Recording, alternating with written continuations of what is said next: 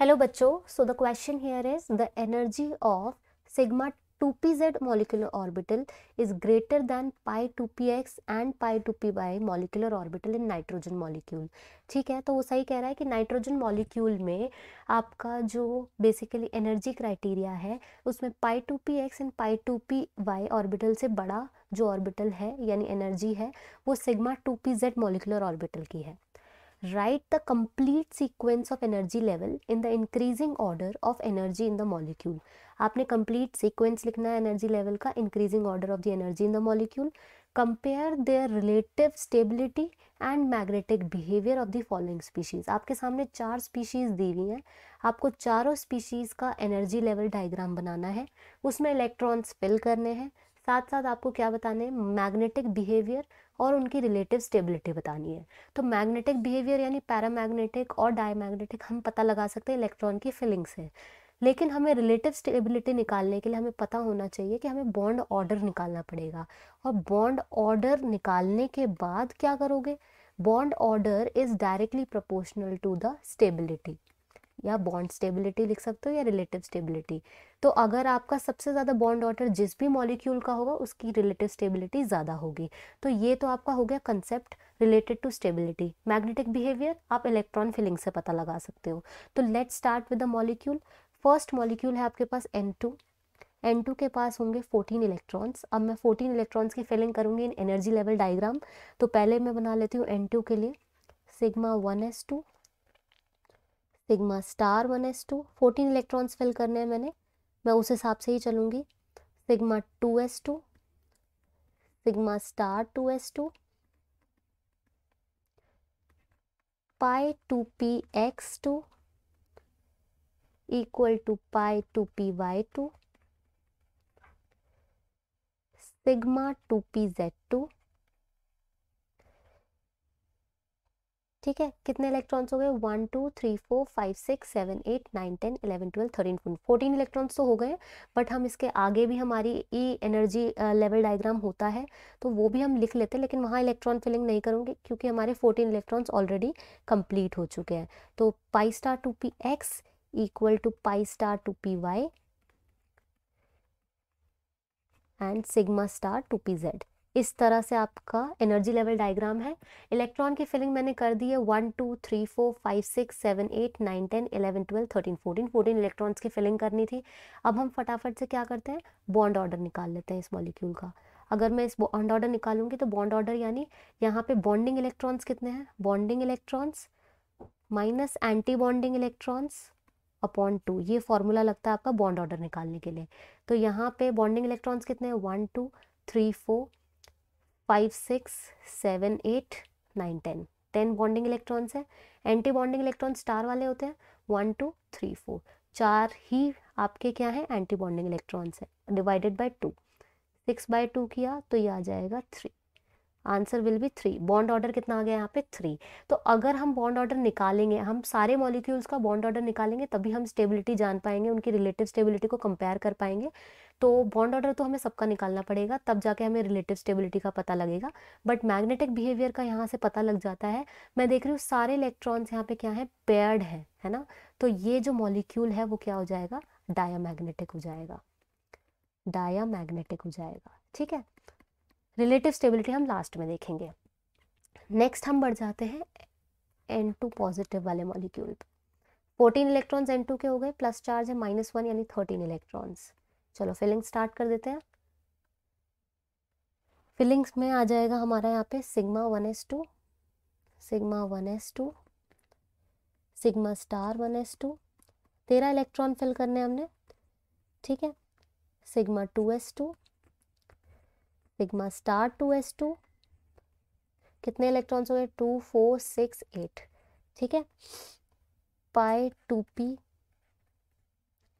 x2 equal to pi 2p y2, कितने electrons हो गए, 2 4 6 8 10 12 13 करने हैं, sigma 2pz1।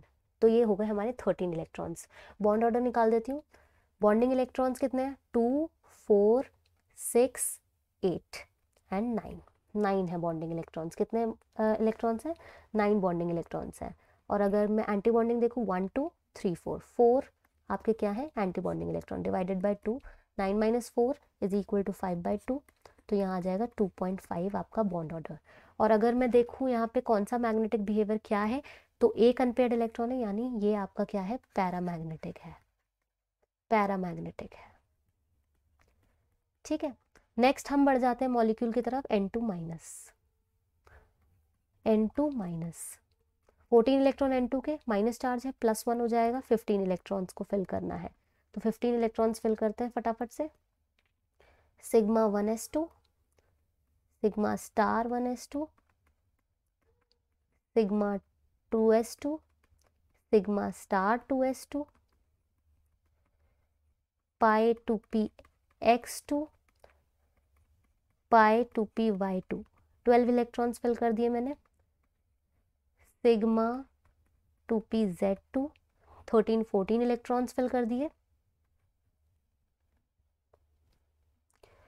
Pi star 2py equal to pi star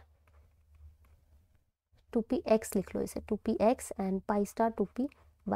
तो यहाँ पे कितने इलेक्ट्रॉन्स हो गए फिल, 1 2 3 4 5 6 7 8 9 10 11 12 13 14 एंड 15 इलेक्ट्रॉन्स फिल करने थे, तो हमारे 15 इलेक्ट्रॉन्स हमने फिल कर दिए। फटाफट से इसका बॉन्ड ऑर्डर निकाल लेते हैं।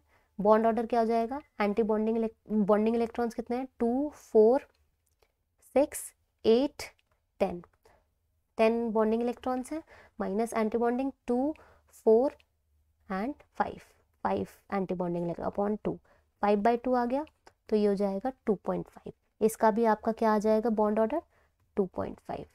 ठीक है, और हमारा डायमैग्नेटिक है पैरामैग्नेटिक है, एक अनपेयर्ड इलेक्ट्रॉन है, यानी ये क्या है पैरामैग्नेटिक नेचर का है, पैरामैग्नेटिक नेचर का है।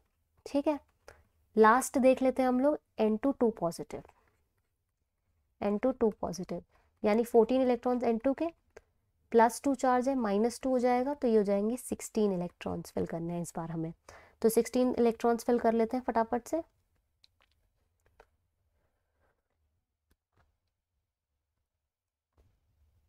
Sigma 1s2, sigma star 1s2, sigma 2s2, sigma star 2s2, पाई 2p, सॉरी यहाँ पे 14 - 2 है ना, तो ये आ जाएगा आपका 12 इलेक्ट्रॉन, 16 नहीं 12 इलेक्ट्रॉन्स फिल करने हैं, I am so sorry 12 electrons fill करने हैं, तो यहाँ पे आ जाएगा आपका पाई 2px2 equal to pi 2py2। क्या मेरे 12 इलेक्ट्रॉन्स हो गए, 2 4 6 8 10 एंड 12 इलेक्ट्रॉन्स हो गए। अब मैं बॉन्ड ऑर्डर निकाल लेती हूँ फटाफट से इसका। बॉन्ड ऑर्डर जैसे ही मैं निकालूंगी, बॉन्डिंग इलेक्ट्रॉन कितने 2 4 6 एंड 8, एंटी बॉन्डिंग इलेक्ट्रॉन्स कितने हैं 2 एंड 4 अपॉन 2, तो ये आ जाएगा 4/2 इक्वल टू 2 बॉन्ड ऑर्डर। और यहाँ पे आपके कोई भी अनपेयर्ड इलेक्ट्रॉन नहीं है, यानी that means it is paramagnetic in nature, sorry diamagnetic in nature, diamagnetic in nature, क्योंकि भी कोई भी अनपेयर्ड इलेक्ट्रॉन नहीं है। तो हमें मैग्नेटिक प्रॉपर्टी तो सबकी पता लग गई, आपका सबसे फर्स्ट डायमैग्नेटिक है, बाकी दोनों पैरामैग्नेटिक है एंड लास्ट वन भी डायमैग्नेटिक है। अब मुझे क्या पता है, bond order is directly proportional to the bond stability, stability के डायरेक्टली प्रोपोर्शनल होगा, तो बॉन्ड ऑर्डर जिसका भी ज़्यादा है वो उसकी स्टेबिलिटी सबसे ज़्यादा होगी। तो मैं क्या देख रही हूँ यहाँ पे, आपका जो बॉन्ड ऑर्डर है N2 मॉलिक्यूल का वो सबसे ज़्यादा है। ठीक है, देन अगर मैं देखूँ N2 पॉजिटिव और N2 माइनस दोनों का ही बॉन्ड ऑर्डर सेम है, तो यानी ये हो जाएगा N2 positive equal to N2 negative, and यहाँ पे सबसे कम किसका बॉन्ड ऑर्डर है, N2 2 पॉजिटिव का। तो ये है आपका रिलेटिव स्टेबिलिटी का ऑर्डर, लिख लो ये रिलेटिव स्टेबिलिटी का ऑर्डर है। तो आई होप आप लोगों को ये क्वेश्चन समझ आया होगा। आपको एनर्जी लेवल डायग्राम पता होना चाहिए, इलेक्ट्रॉन की फीलिंग्स आनी चाहिए, बॉन्ड ऑर्डर का फॉर्मूला पता होना चाहिए, और साथ साथ एक कंसेप्ट पता होना चाहिए कि बॉन्ड ऑर्डर डायरेक्टली प्रोपोर्शनल होता है स्टेबिलिटी के, तो उस हिसाब से आप रिलेटिव स्टेबिलिटी भी बता सकते हो। I hope you have understood this question. Thank you so much.